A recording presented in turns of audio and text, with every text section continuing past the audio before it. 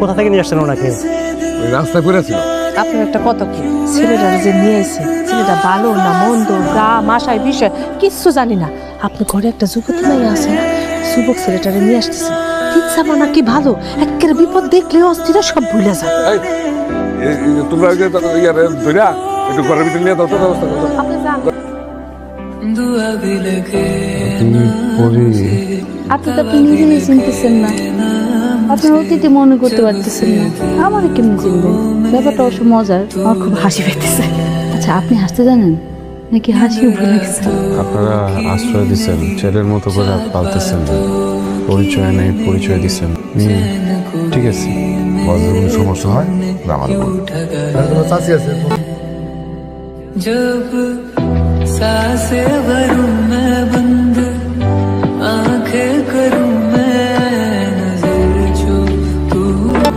আমাদের গ্রামটা সুন্দর না? এই যে আপনার ঘুরে দেখালাম সবকিছু, কেমন লাগলো? আপনি আমার সাথে কথা বলেন না। কথা কম বলি। আপনি কখনো প্রেম করছেন? কখনো করতেছেন? আপনি কিন্তু একদম সিনেমার হিরোর মতো দেখতে।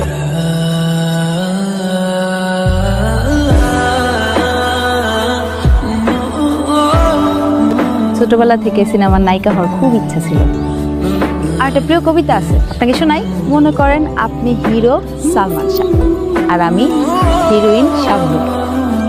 স্মৃতির গভীরে হারাই যদি হেসে উঠি ক্ষণে ক্ষণে, তো কি জানে কত মিষ্টি স্মৃতি কি দেয় আমার মনে।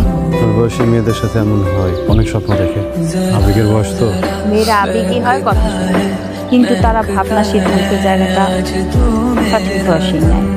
আপনাকে আমার ভালো লাগে, এখন আমার কি করণীয়?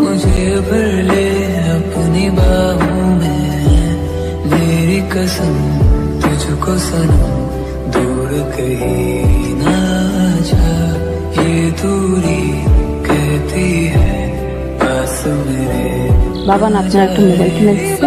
আমি যদি মায়ের মোবাইল নিয়ে রাখতে যাই, আপনার ফোন করি, আপনি কথা বলবেন? প্রেমিকা থাকতে তার কথা মনে করতে পারে। বুদ্ধিটা কেমন, ভালো না?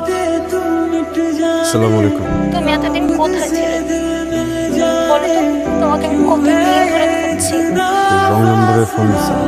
তৃষা, আপনাকে ফোন দিছিলাম এটা বুঝতে, একটু যাচাই করতে কারোর সাথে প্রেম টেম করেন কিনা। একই বাড়িতে থেকে দুই ঘরের থেকে মোবাইল ফোনে কথা বলা কেমন নাম দেখা? আমার কথাগুলো আপনি কিভাবে নিবেন বুঝতেছি না। তৃষার আর আমার মধ্যে কোনো সম্পর্ক গড়ে ওঠেনি। ফোনে কথা বললে হয়তো আমার অতীতের স্মৃতিগুলো মনে করতে পারে। সেই জায়গা থেকেই পৃথিবীর যে কোনো পুরুষের জন্যই ওনার বিষয়ে সিদ্ধান্ত নেওয়াটা খুব সহজ। আমি যদি এই সিদ্ধান্তটা সহজে নিয়ে ফেলি, ওনার পরবর্তী জীবনটা অনেক কষ্টের হতে পারে। আমার একটু সময় দেন।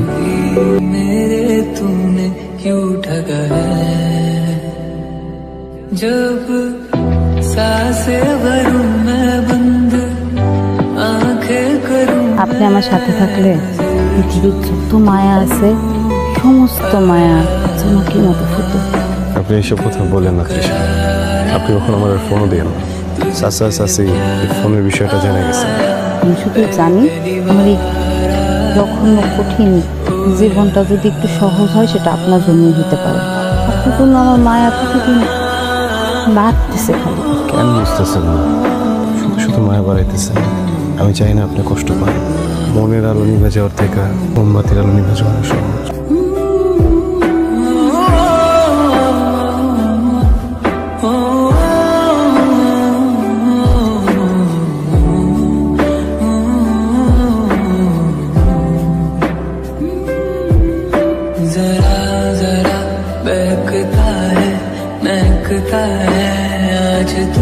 আমার নাম রাসেল।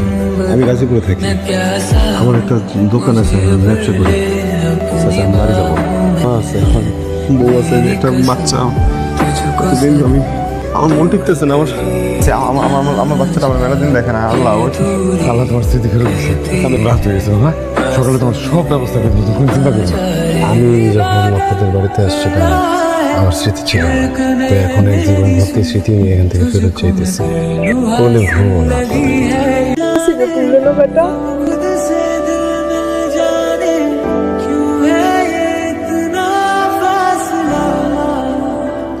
ভুল করে মাফ করে দিন চাচা। আমি তোমাদের প্রতি অনেক কৃতজ্ঞ। আমাদের বাড়িতে যাবা কিন্তু আগেই বলছিলাম মায়া বাড়াইলে অদ্ভুতভাবে কাঁদতে হবে। কান্না তো মানুষটার জন্য না, তার সাথে মায়া যখন স্মৃতির জন্য পায় এই যন্ত্রণায় কাতরাইতে হবে। মানুষ বড়ই অদ্ভুত, সেভাবে এসে ভালোবাসায় কাঁদতেছে কিন্তু সে তো কাঁদে মায়ায়। যে মানুষটা মনের মধ্যে সবচেয়ে বড় ক্ষত করে দিয়ে যায় মানুষটার জন্য খারাপ। যাওয়ার সময় হয়ে গেছে, সাজানো স্বপ্নগুলো ভুলে যাও। ভুলে যাওয়া কিন্তু একটা ঔষধ, কষ্ট থেকে বাঁচার ঔষধ। तूने क्यों ठगा है जब सांसें भरूं मैं